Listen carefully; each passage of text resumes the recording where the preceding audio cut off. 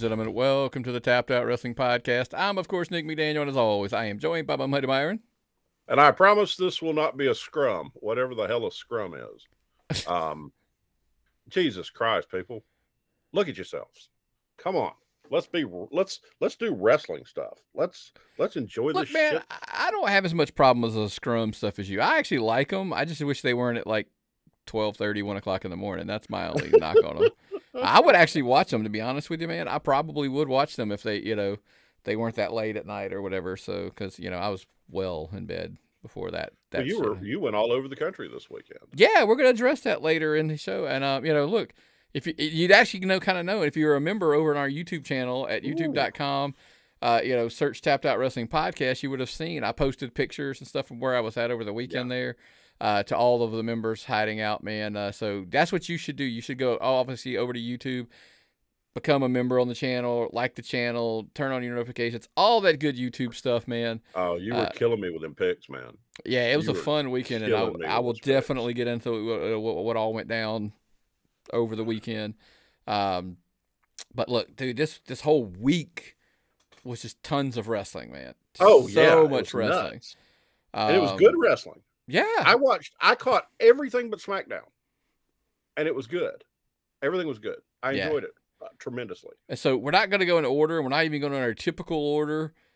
We're going to start, man. Look, no questions, obviously, this week. Yeah, keep sending those into the mailbag, tappedoutpod@gmail.com.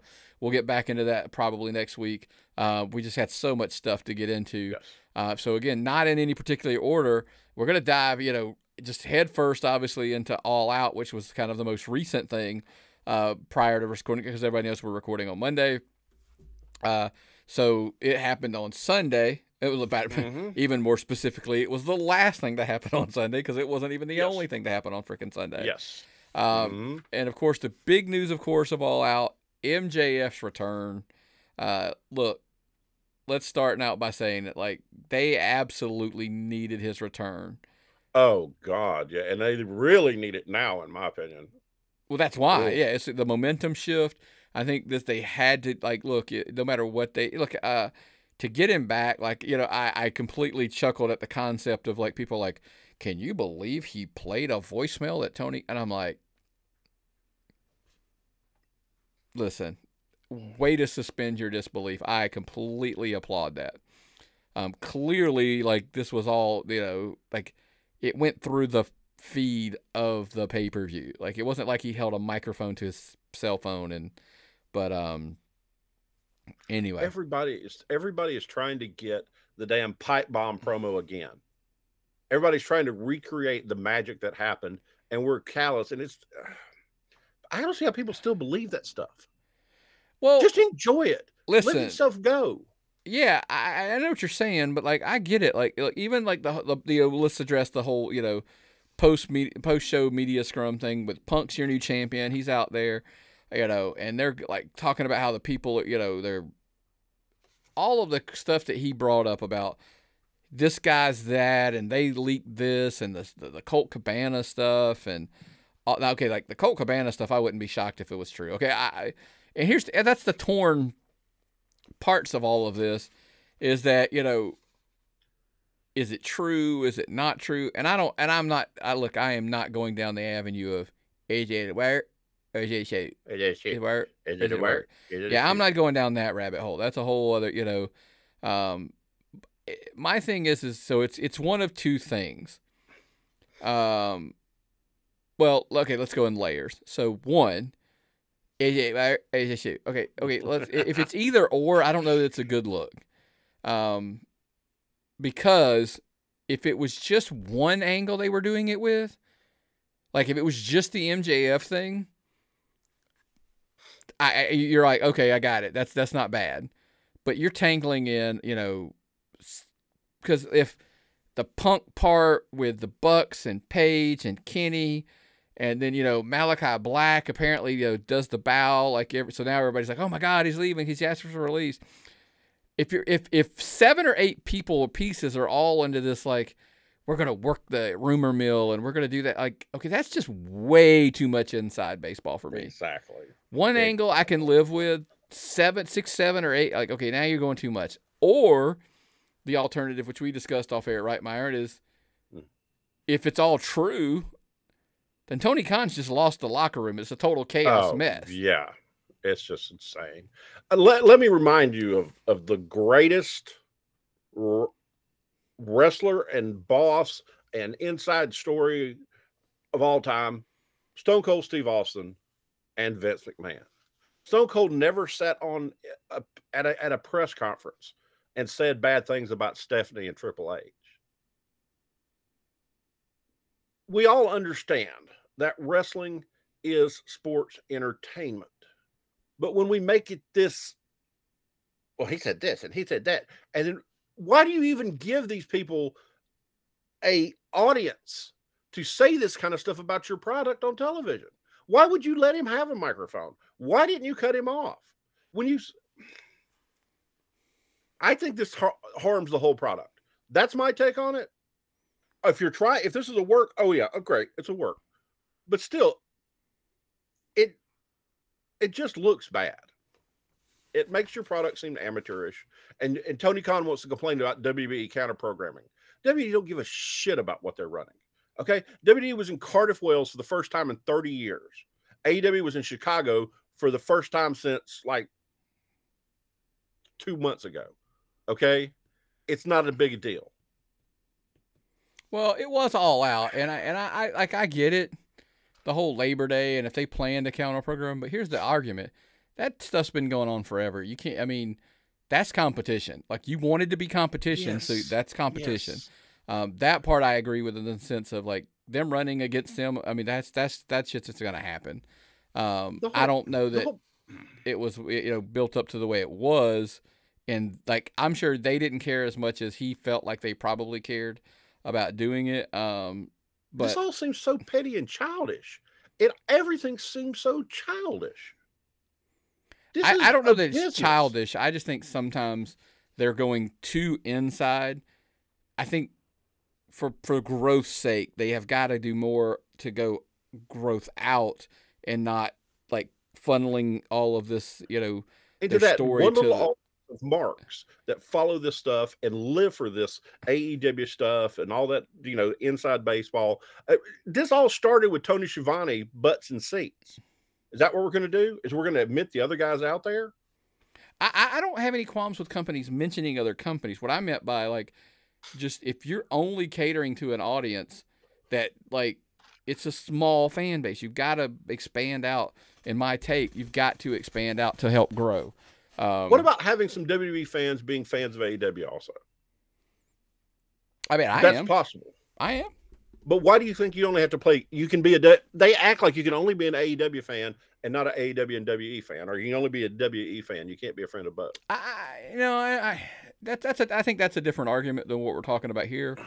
Specifically, I think, like I said, because we're talking about like, how you're going to get out there, like what type of presentation, like that. I think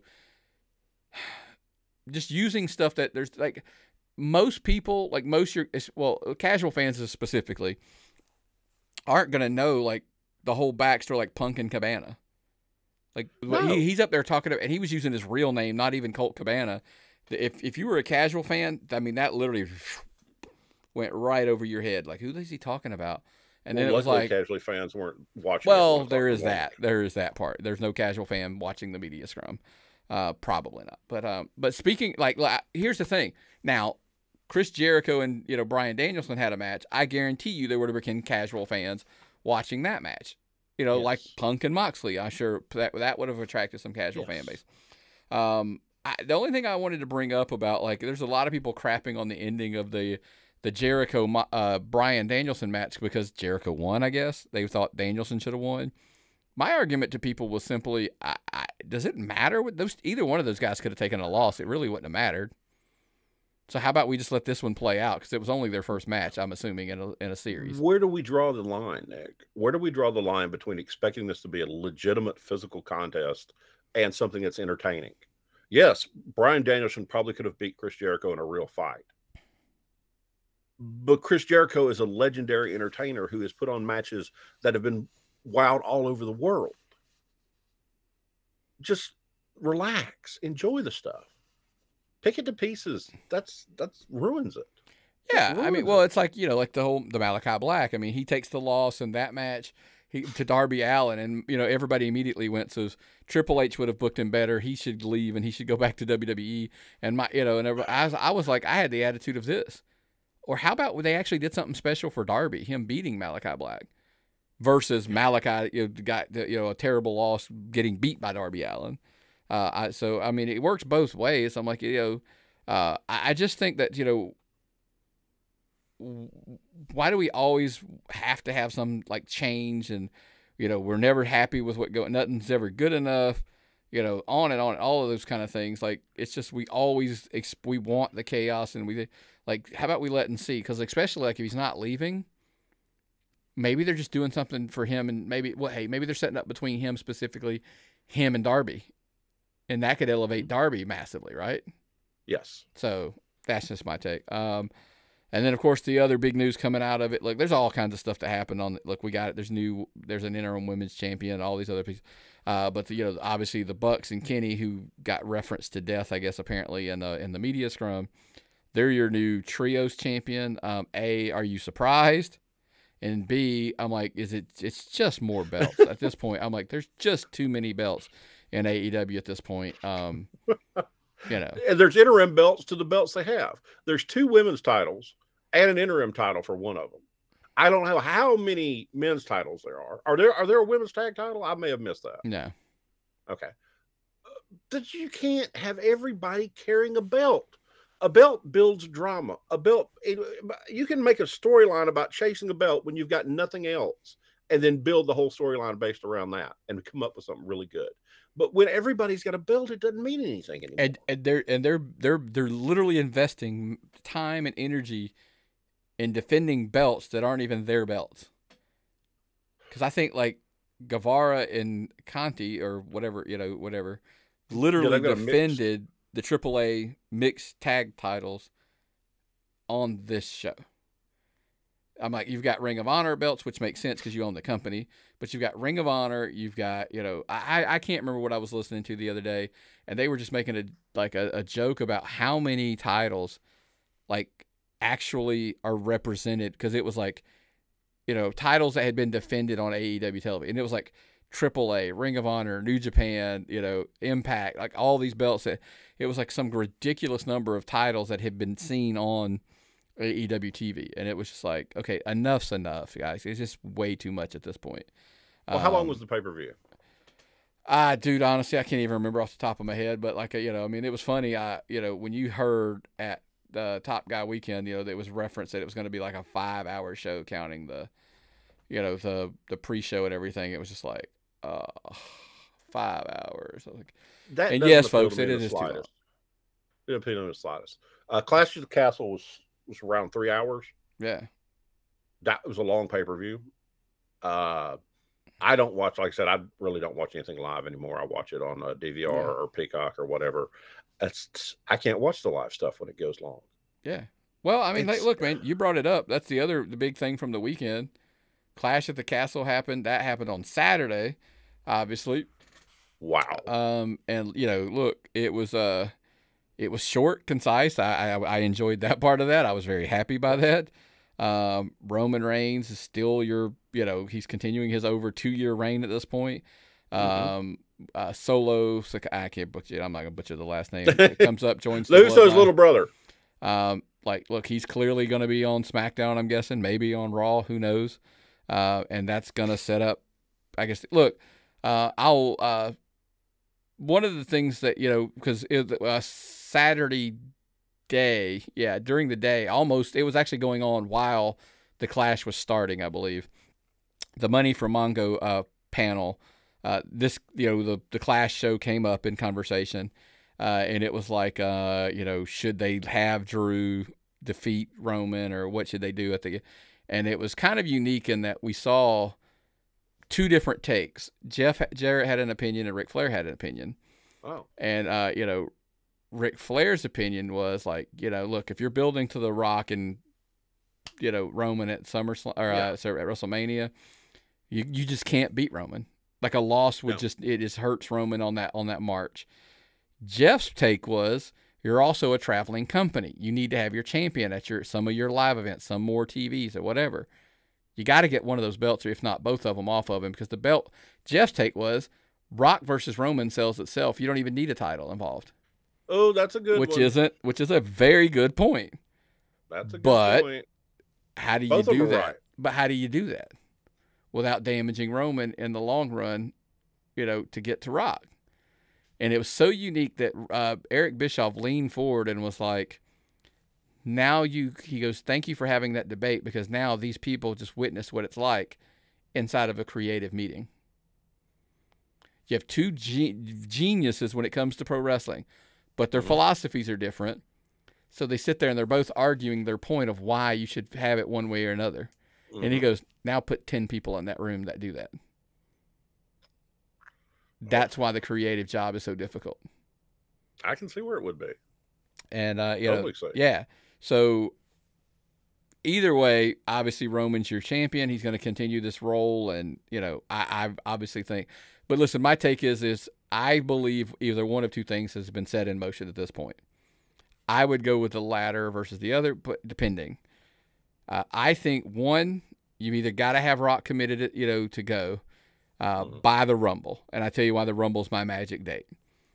Either Rock's 100% in by the Rumble, because he's got to start training for one and get in ring shape and ready to work, right? Because like they brought it up on the panel, Rock's got to be ready. Because he's not going to settle for going out there half-assed. No, he's ready physically, but as far as ring, it's got to be different. Well, Rick brought up it's not. Shape you need to be in. He's not. He's physically going to look like he's in great shape, but can he work for 15 minutes? That's a different, cardio, and so that's a completely different creature and in ring shape. Because you also forget, as Rick pointed out, it's a difference between in good cardio shape and good cardio shape when you've taken a suplex and a body slam and a backdrop, and that changes everything. You don't want to pass out twice during your match, right, Rick? And that's listen, I learned a lot. I'll get to that in a little bit. There was a lot that I learned in that panel. Gunther and Sheamus, dude. If you like the old school fights, dude, how cool is it to me? And it's just the kind of stuff that makes me chuckle inside. Sheamus sucks. He's overrated. He's only there because he's Triple H's buddy, blah, blah, blah. Then this match happens, and universal praise all over the internet, right? About how those two went out there and beat you can totally change your mind and never be questioned as a wrestling fan. Yeah. That is the greatest thing about being a wrestling fan, is your hypocrisy knows no bounds. All of a sudden, everyone's a Sheamus fan. Right. Everyone's a Sheamus fan. And it was a great match. It was two big guys just beating the living shit out of each other. Totally enjoyable. It was a long match, but did you notice? No. Because you were entertained. Yeah. And that's awesome. A lot like Dominic. Dominic, finally turns heel. And look, and the internet world explodes and loves it. Dominic Mysterio's a heel. Is he going to join the Judgment Day? Time will tell. We'll see. Will he become? I'm trying to figure out, is there a storyline there with Rhea Ripley and him? I've never seen anyone turn heel so hard their shoes came off. I saw somebody made a jerk remark about it. I'm like, what were they talking about? And I look, and the kid's got his shoes off after a heel turn. Yeah, I don't know. So that was a two heel turn. He turned so hard. Yeah. This takes away of what a phenomenal performer Edge is. It takes the attention off that. Edge is a once in a lifetime talent, still able to do it at such a high level in his comeback. And then that heel turn happened, and nobody even talks about the great match Edge had. Dominic is going.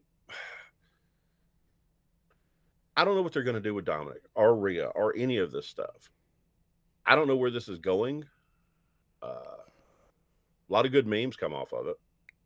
I think, that's kind of the joke of what, anyway. But I think it's a cool story though, man. I think I think this could be the best thing for Dominic's career. Yes. Get him out of his dad's shadow. Yeah. Yep. See if he can talk for himself. And get him, see how can he work as a heel? Because if he was teamed with his dad, he was always going to be Ray's kid. Now we got to figure out, can he become his own guy? He's always be a babyface if his team was dead.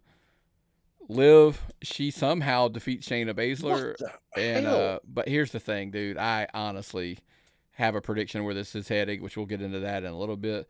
I was just surprised as anybody. She had great. Yeah. This is the best I've ever seen her work. Maybe those training sessions with Riddle paid off. I was impressed by her. I was very impressed by this match. I was not expecting much at all out of it, let's be honest. I was assuming she was just going to go out there and get the MMA worked out of her and get hurt. And she had a great match. Mm-hmm. The 6-woman match was great. Yep. I enjoyed that. There really wasn't anything bad on this show. Nope. It wasn't. It looked great on television, by the way. Look, if you want to know what WWE does well, and I get it, people are going to argue like, well, they only sold X amount of tickets. It looked phenomenal on TV. When they build their sets right, they do a great job.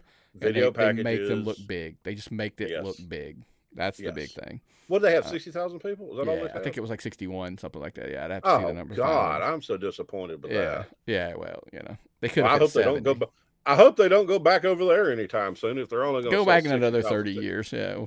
Yeah, make those bastards wait till they're going to buy some tickets next time. Was it a perfect show, Myron? No, not at all.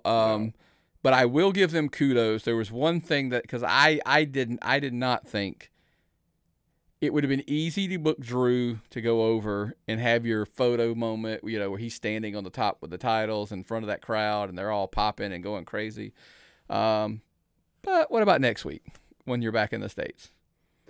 Like, you know what I mean? Like, I get it. Like, if your long-term story doesn't need that spot, like, don't sacrifice the long-term story for that easy moment. I think Drew got over much more with that whole package of him losing, being a local boy in the ring, not acting like a weirdo or anything, and then Tyson Fury. Yeah. Tyson Fury comes in.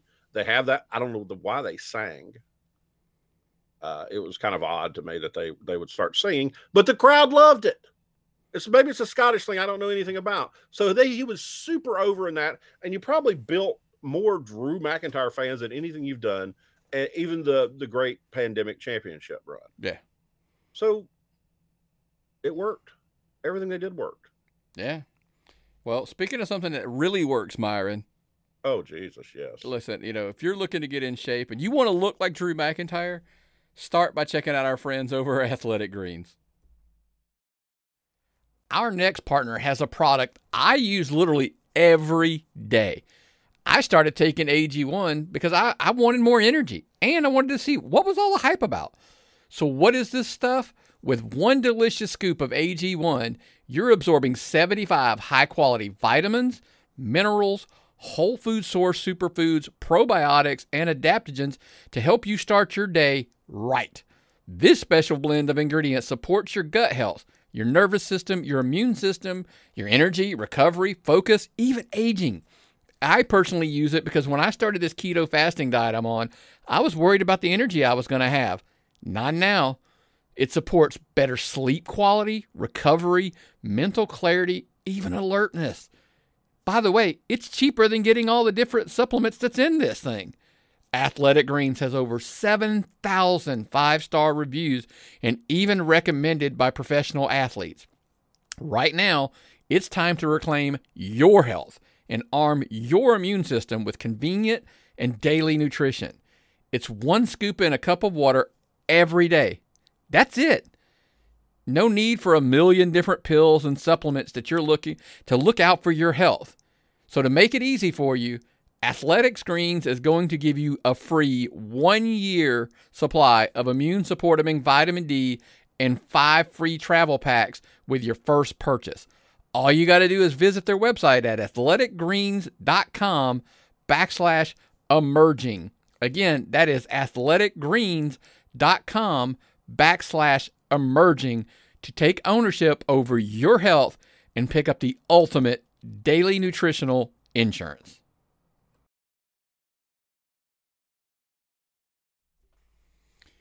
Yeah, man. Well, coming out of the the weekend, of course, kind of out of Clash of the Castle, blah blah blah. We're going to address the other show here in a second.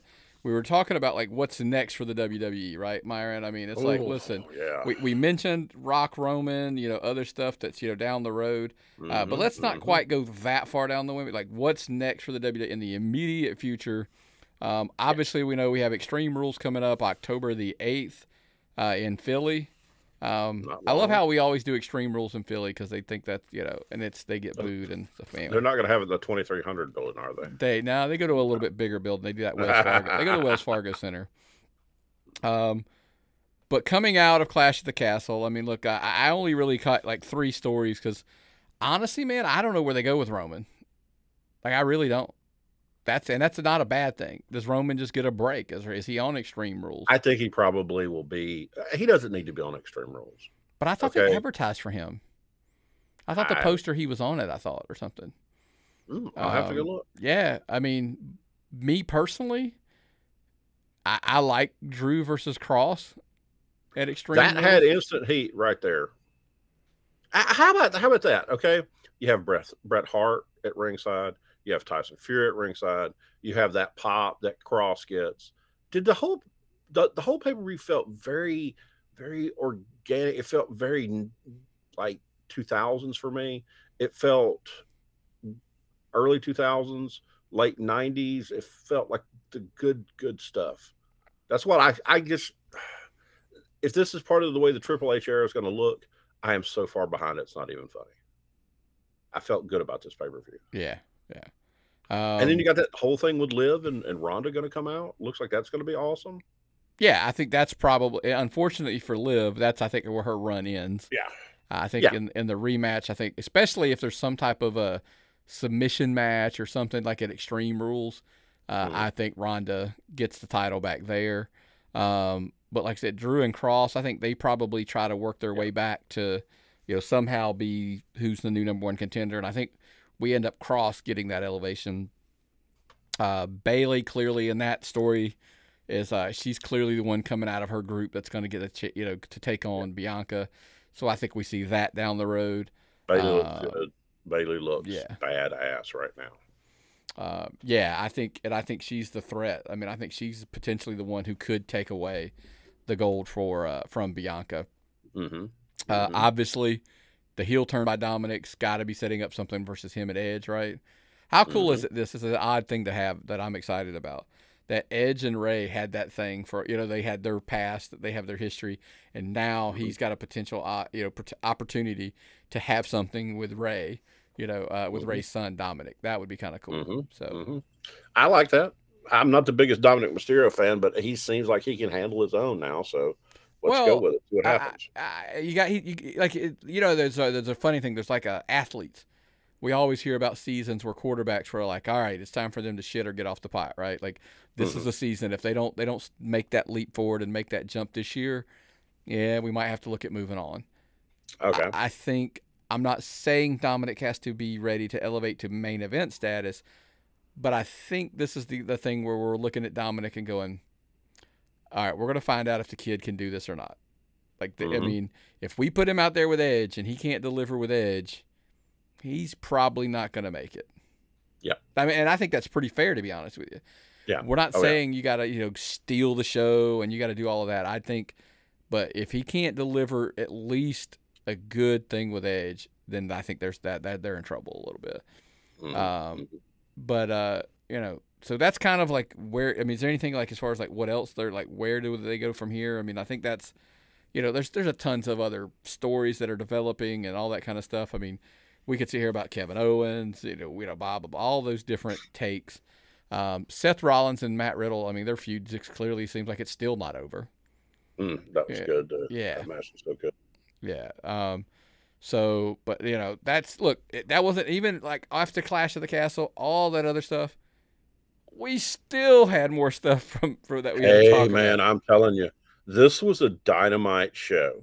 Yeah. I was finishing up the Braun Breaker Tyler Bate match when you called to start recording.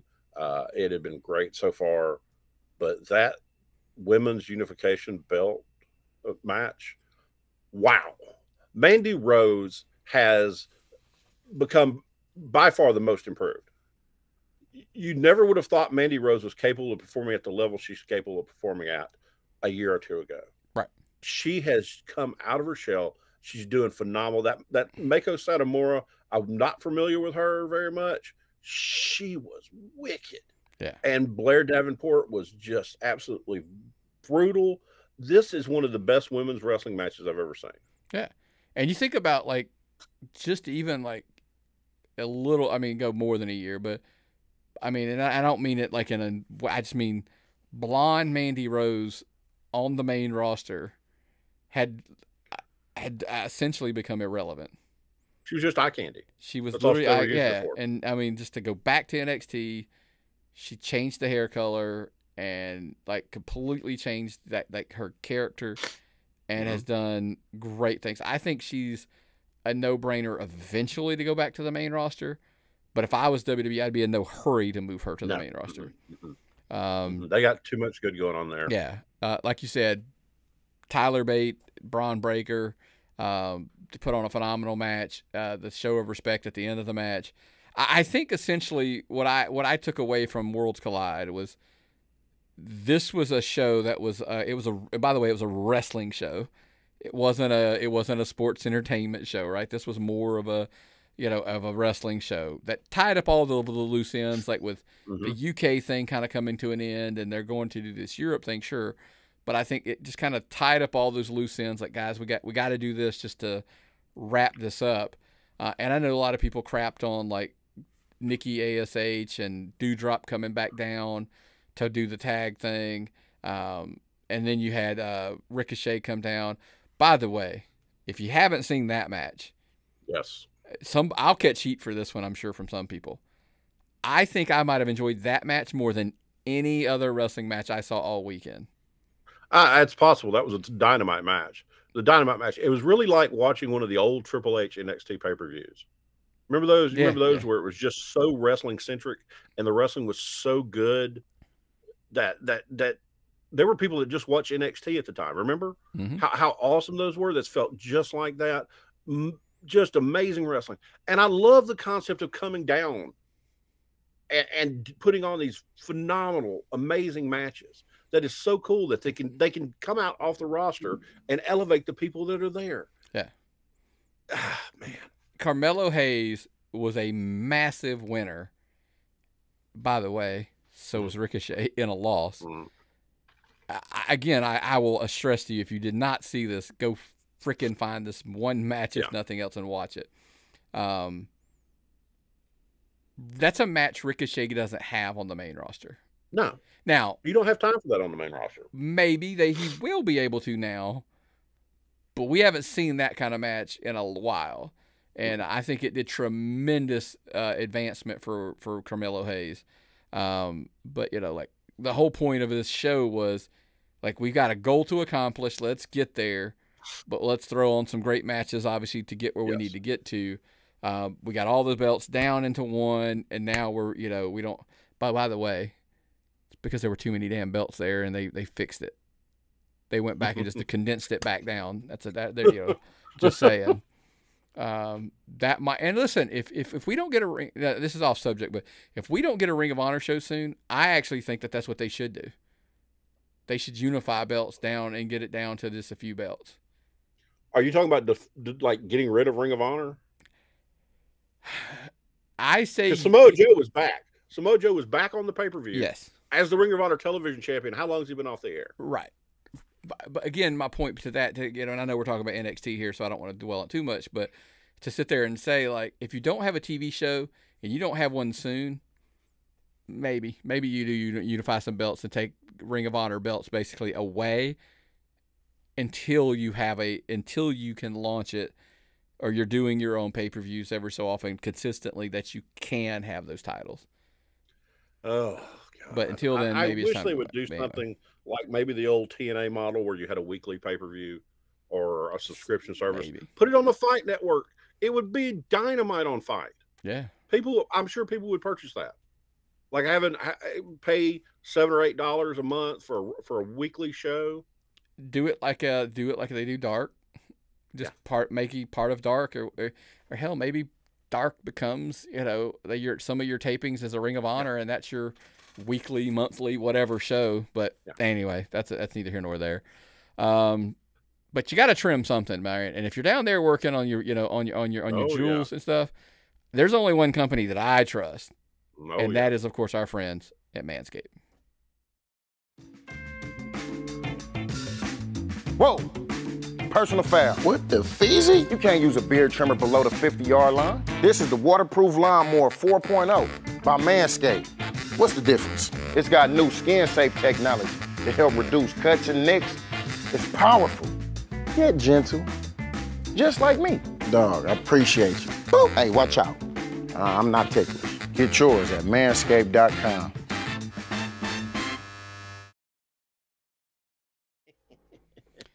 Well, man, you know, like you brought it up earlier. I know that Tell me tickles you all every time. about it. So I cannot wait. So what happened this past weekend? Of course, you know, I made the trek up to Schaumburg, Illinois, just outside of Chicago. Top Guy Weekend, adfreeshows.com. They have their top tier Patreon. First and foremost, I want to say thank you to Rafe. He called me, kind of, you know, he had that extra band. I mentioned it last week. The bracelets, and, you know, made the drive up there and stayed and had a great weekend. Shout out to friends of the show, Mike, Matt, Jared, and, of course, you know, it's still real to me. Dave was there. We had a blast the whole weekend. Lots of cool stuff. Now, and I'll preface this with this. And I know this sounds crazy that, you know, like we do a podcast and I'm going to honor, you know, like there were panels, there were conversations, there were all that kind of stuff. And specifically, there were moments where, you know, people were asked, like, listen, we'll talk and tell you stuff, but we don't want to see it on Twitter. We don't want to see it on social media, because if it gets out, we just won't be dishonest anymore when we do these events, because it's not meant for public consumption kind of thing. So a lot of that stuff I shouldn't say all of that type of stuff I will honor, because I was a guest, so I'm not going to be the first guy to throw it out there. But I will tell you, Ric Flair's last match panel was outstanding. It was, I got paused and think, it was Jeff Jarrett, Karen Jarrett, Jay Lethal, Ric Flair, Road Dogg, and Conrad. We did a watch along and them telling stories while they were kind of filling you in. And, you know, I know Flair addressed some of it on his podcast, but, you know, obviously everybody doesn't listen to Flair's podcast. Anyway. But it was funny to hear that he kept stressing the fact that he was just dehydrated. Like, he was lightheaded, but he never had any heart issues. He never had any intestinal issues, or, you know, and, you know, Jay Lethal even pointed out, like, the whole laying on the apron for, like, you know, for that long period of time was planned. Like, that was, like, discussed prior to the match. Like, Flair's supposed to look like he's 73 years old, and he can't hang with these guys. Even if you have to kayfabe it. Right. And, but now Flair did say, you know, they were telling jokes of, you know, when, the point of the match where Jay Lethal blows him a kiss, that Flair looked right at him and was like, yeah, I don't feel good, man. You know, because he was lightheaded. He was dehydrated, you know. And he was like, oh, that made him a little nervous. And, you know, just little stories along the way. And, hey, look, watch, this is when this happens, you know. And they're telling those kind of stories.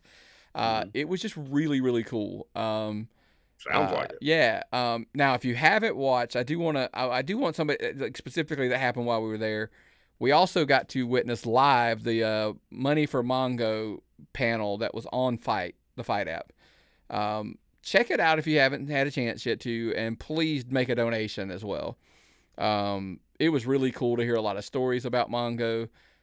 You know, so like the beginning of the panel, it was a lot of conversations about him, but then later they kind of Clash at the Castle. They discussed All Out a little bit, all this stuff prior to them shows those happening and things like that. It was really, really entertaining. JR, listen, I don't listen to his podcast every week, and it's not good or bad. It's a time constraint issue. JR just doesn't have many fucks left to give. He tells you like it is, like what he thinks, and that to me is a good thing.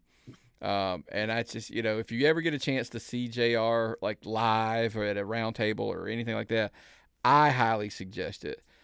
Same goes for Conrad. He was real great. He had an Ask Conrad anything type of live thing. It was basically get up with a mic, and a lot of those conversations that I talked about before came from that, about like, hey, I'll tell you this answer, but you guys can't put it out there.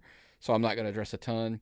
Another one of my favorites is they did a My World with Jeff Jarrett, the Memphis Memories with Jerry and Jeff. And that was, me, man. I'm a diehard Memphis guy. I loved Memphis growing up, so it was just cool to hear their stories and their takes and stuff like that. Anyway, so that was really cool. They did an Eric Fires Back, and Eric's, full Eric Bischoff, basically taking shots at guys, whether it be Greg Gagne, Jim Cornette. And it's funny. It's funny because I've heard him say this on his podcast 100 times, I feel like, but people still don't want to believe it, that Cornette will say something, and he'll respond, but like he thoroughly enjoys Cornette's podcast. He's like, whether I think he's full of shit or whether I don't agree with him or not, whatever. He's like, he's very entertaining. He goes, I enjoy his podcast. I'm sure looking forward to his podcast this week. Yeah, there'll be a lot to cover for sure.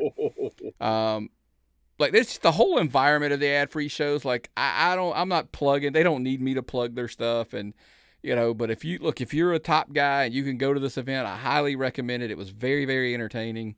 But because I mean, like, it's not just panels, and they did a wrestling show. Believe it or not, they had actually wrestling there.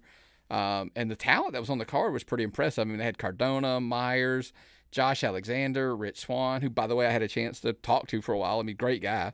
And it's just on and on. There was a triple threat with Taya Valkyrie, Chelsea Green, and Deonna Purrazzo for the MLW's title. Yeah, it was a great. Like I said, it was just So the wrestling show was great. On top of that, ran into our buddy Ernest Miller, caught up with him, talked to him for a little while, for a couple times over the weekend. That's so cool. Awesome guy. So again, like my point being is like if you're into that, like that type of if you're into Patreons and all that kind of stuff, absolutely, I think it's a great value to check them out, because I think the weekend was just super entertaining. It probably won't be the last one I go to, but again, I want to thank Ray for even making that happen this time. So it was really, really cool. I miss you, Ray. Can't wait to WrestleCade to see you, buddy. Yeah, we brought up WrestleCade and how that's gonna go. Was it a fun weekend? Absolutely. But along the way too, Myron, I learned some lessons. And maybe this, lessons learned might be a new thing over the show. Some of them will be harsh. Some people will like, some people won't. But it'll be lessons learned, right? So Nick's takeaways from the weekend, and it's not. By the way, this is not things I learned at Top Guy Weekend. They're just things in life that but over the stretch of the weekend. It was funny. I was having a conversation with somebody there, and it was something that I kind of said, wrestling doesn't really have journalists anymore. And Punk called out, by the way, one of the things in the media scrum that I agreed with is basically him trashing journalists. Because I have always said, like, we are not wrestling journalists. That is not what we do. I mean, no, we just tell you the shit we like and the stuff we don't like, and you could watch it. Reviews. We're two fat Siskel and Eberts, right? There you go. Yeah, exactly. But so we're giving you our opinion. But wrestling doesn't have journalists. Wrestling has commentary writers, opinion piece writers. They just like to state everything as factual because it's. Well, look at it. You go to any dirt sheet, Nick, and every story is opinionated and like set up. Like you can tell, well, this story was written by a AEW fan. This story was written by a WWE fan. They all have agendas. It's there's not any unbiased reporting in professional wrestling anymore. No. And look at Dave Meltzer if you want the biggest example. There's not a person, I always tell people, there's not a person writing an article, doing a YouTube video, doing a podcast, and I include everybody in that batch. Everybody. If you tell me somebody, no, that guy's a journalist, you're full of shit. Because I can go in his writings, I can go in his YouTube videos, I can go on our podcast, and I can point out the facts where opinions were swayed through things we enjoy, people we like, or things we like to do. Exactly. Because that's wrestling. And you know, but fans, we like to speak factually about things that are emotions. And I always joke with people and go, well, I'm not going to say that. That would get me in so much trouble. I won't say that. Fans like to speak factually about their emotions, period. I'll leave it alone there. I'll off the air maybe say what I meant. Maybe Patreon. You know, and then the crazy thing that it's like, not only do people like to feel like people don't even want to feel, they don't, on one hand, we're like, we just like to feel like we belong in the wrestling world. I found that not to be true.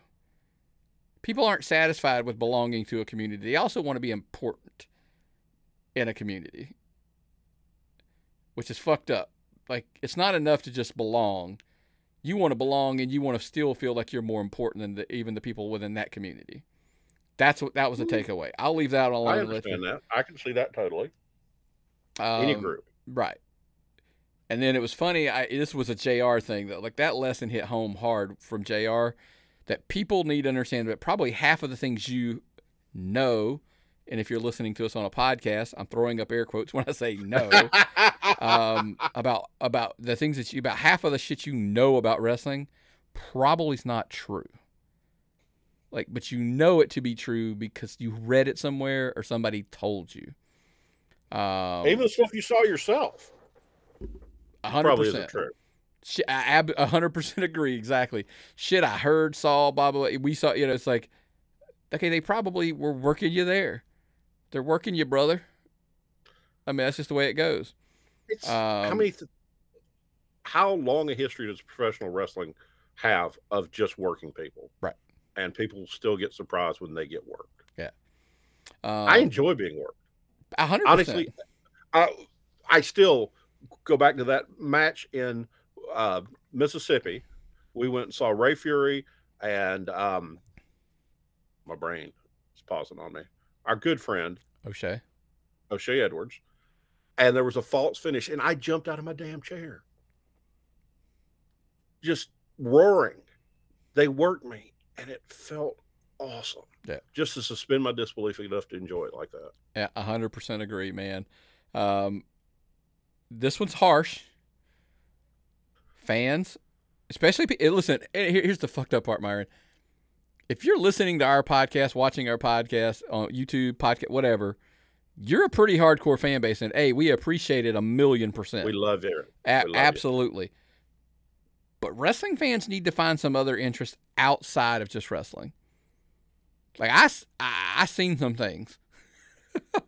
I'm like, I need somebody to have some other interest other than just wrestling. That's a dangerous thing. In my take, I get it. Like, I love wrestling. I do a podcast every week, right, Myron? I'm like, how fucking much do I have to be obsessed to do this show every week, right? I have other shit. Like, I enjoy other things as well. We're parents. We talk about our kids. We complain about our wives. Okay. We watch Marvel movies and DC movies. Sports. I'm a big sports guy. People probably don't even know. I'm a college football fan. Yeah, obviously I. But what do we all talk about? Huh? We always talk about wrestling. Yeah, but I mean, dude, but like, there's comic books, there's football, basketball, there's baseball, there's all these other movies, like you said. How about this? Not like when I turn my TV on or turn on a streaming service, it's not always wrestling. Like, God forbid, guys. You know what? I actually kind of dig, like, Breaking Bad was cool. So I binge watched it. Game of Thrones was cool. I mean, I'm watching Better Call Saul now because somebody told me I should watch it. How about this, dude? Last night, me and my wife had a conversation when I came home. Like, man, everybody's been giving me shit that I haven't watched Stranger Things ever. Never seen an episode. So she goes, yeah, so one of my friends too. All right, we're going to binge watch it. We'll put that on our list. We'll go ahead and binge watch it and see what the hell, what are we missing? So you can't watch, like, I enjoy, early Mid-South wrestling, on networks or whatever, or on YouTube and Memphis and stuff, but I can't do it all the time. And that's kind of going to lead me into something. I discussed this with people, like, I like fishing. Right. See? There's something else. There you go. But like, dude, I mean, we clearly, I told him, I was like, maybe for for everybody's mental health, maybe that's what we do. Maybe we add that to the show. And I'm not talking about maybe the YouTube channel. Because I do want to make a huge announcement I haven't even told you about that's going to surprise you. That, you know, maybe we just start adding as far as like to the YouTube channel, there's going to be a little bit of sports talk. Maybe there's going to be some movie talk. Maybe there's going to be, you know, and look, I'll hide some of it. It'll be behind the paywall, you know, just for the sake of extra bonus content. But just something to break it up, man, to do a little bit, because, you know, if you just dive into this world like you did, it'll drive you batshit crazy if that's all you're talking about. It just will, and I'm sorry, it will. But like, cause you know, like our whole focus, I think going forward is going to lean, and I mean, when I mean lean to the YouTube channel. The podcast like versions aren't going away, but I'm not going to put a ton of effort into those really as far as the podcast that goes. If you're just an audio listener, I just want people like, that's kind of going to, it'll never go away. You'll still get the main show, but there's going to be no extras going to the podcast feed anymore. Like, I'm not going to do anything extras. It's all going to YouTube. It'll all be there. And if you're behind that other paywall that we shall remain nameless, it'll go there. But like everything's going to the video and to the paywall area. So because I think that's the future. I know this sounds crazy. I just think the audio, like I get it, I understand, but the audio's not like the podcast versions are like. I just think the YouTube is the focus. I think and it's all going to be focused. I agree with that. Yeah, I mean, especially if it's video, people want to see it, and I think that's kind of the you know, the gear that we will focus going forward will be the YouTube channel. So, but anyway, so guess what, Myron? What? At this point I should really tell you should go to YouTube and you should, you know, Tapped Out Wrestling Podcast, search us. That's reasonable. You absolutely want to become a subscriber. Like the channel, turn on your notifications so you don't miss any of those extras. Of course, you know, if you want everything, including the bonus content, you'll become a member there. Like I said, I'm not scrapping all of the podcast stuff, the Apple Podcast. The weekly show will still continue to go there, but that is essentially it. I will send that there and that alone. And it's, you know, but all that stuff will still be Amazon Music. Because I know we got a lot of people, Myron, that still listen. That's their chosen. In your cars. You can't watch YouTube when you drive. So if you're a YouTube member, though, if you're a YouTube member, I think you can. Like, you could just sit there and play it. I watched. You couldn't hold it up and watch it. And oh yeah, you can't watch it. No. But you could still play it through your Bluetooth, because who the hell doesn't have Bluetooth in their car anymore, right? But anyway, all that being said, I know that was a lot of stuff, man. We had this weekend. There may be some extra stuff because I know we've got some indie shows we're coming up this weekend, you know, that we're going to try to make it out to as well. Southern Honor, I've got the hat on. We're obviously going to I'm finally getting to go to another show. Thank God. I've had to miss so much. Yeah. Lots of good stuff. I mean, you're massively behind, you know, from all of the stuff that's been going on there as of late. But I'm looking forward to that one. That one will be in Canton on Friday. And I'll, you know, make sure I share the Rob Rod report. It'll be out later, I'm sure, this week. And you'll be able to catch all the shows and stuff that happen in and around this area. So anything else, man, before we get out of here? I'm thinking about this, Nick. You know, I've been wanting to do a bourbon show for a long time. I go out and drink new bourbons and go all over the area finding new bourbons to try. There's other interests we all have we don't even talk about on here. Yep. So it'll change it up. We'll mix it up. So we'll see. It's just two guys. It'll be just two guys talking about stuff and making your life easier, folks. Because we're going to do some things. Yeah. Probably fail occasionally. Here's the joke. How about a dad section? Oh, God. Life lessons by Nick. How, you know, like marriage and parenthood. I'll definitely sit in on that one because I've learned some shit the hard way in those. Right. So, but anyway, make sure you're subscribing, folks. We greatly appreciate it. Support, help us out. Support the sponsors of the show. We always appreciate that. Anytime you help them or you help, let them help you, however you want to say it, it supports us as well. We greatly appreciate that. Keep the advertising coming. So, always appreciate that. Well, anything else, man? Okay, folks, I want to say one thing. If you saw some of the pictures from Nick this weekend, you'll notice how slender he is now. I almost didn't recognize him standing next to Conrad. I don't know if that's the words I'd use. Smaller, not small. Slender But Man. I appreciate that. I appreciate that. No, seriously. I'm trying. I'm getting on my stuff on board, but man, this dude has got it figured out. I don't know about all that. This past weekend proved that it's shit can go off the rails quick, so we'll let that go. So we got to get that train back on track. That's vacation. So I got to rebound heavy before we head to WrestleCade in around Thanksgiving. So that's for sure. That's for sure. It's a couple months away, so we'll get on, but we'll get it back on track. Absolutely. Well, what's the old saying, brother? If that's it, man. If I've got nothing and you've got nothing, what time is it? It's time to tap out.